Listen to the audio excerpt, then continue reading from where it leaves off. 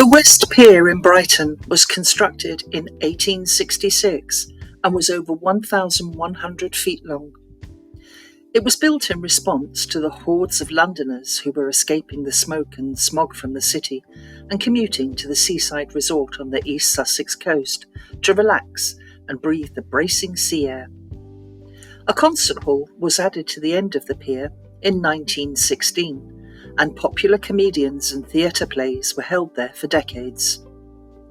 Audiences would marvel in amazement at the elaborate decor consisting of plush velvet upholstered seating and a painted ceiling in typical Edwardian style. Children would laugh in delight with their faces sticky from candy floss and lollipops, whilst ladies and gentlemen watched as the horses on the merry-go-round twirled around to the music from the hurdy-gurdy. The penny arcade was a thrill, as the lucky few could win from the one-armed bandits, and deck chairs, full-length bathing costumes and saucy postcards were in demand as the fashion of the time dictated. In 1975, the pier was closed, and although a trust was set up to reopen the pier, the building fell into disrepair and became a residence for the local bird population. Tours were arranged, and tourists could be seen wearing yellow hard hats and photographing the building to their heart's content, whilst giving donations to the West Pier Trust, which were growing, with the aim being to refurbish and reopen the majestic attraction.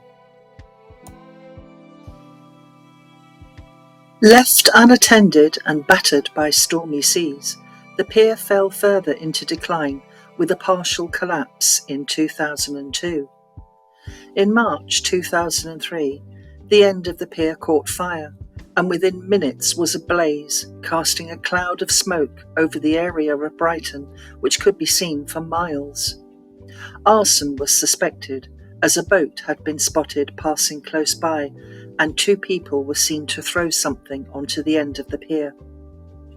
People stood or sat on the pebbled Brighton beach in shock, with some in tears, and a feeling of helplessness could be felt all around.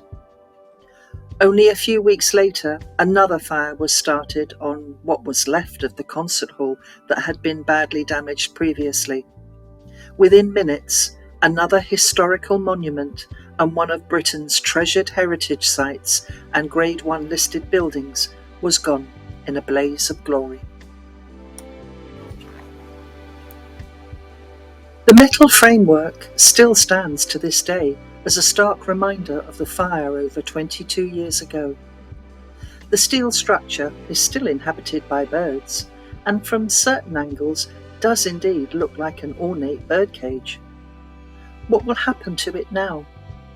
Perhaps it will be rebuilt, but maybe it will just remain until over time it will eventually collapse and be reclaimed by the sea, where it will become a mini barrier reef for marine life. Whatever happens, the West Pier will always be known as a bringer of joy for people in the past and for sea life in the future.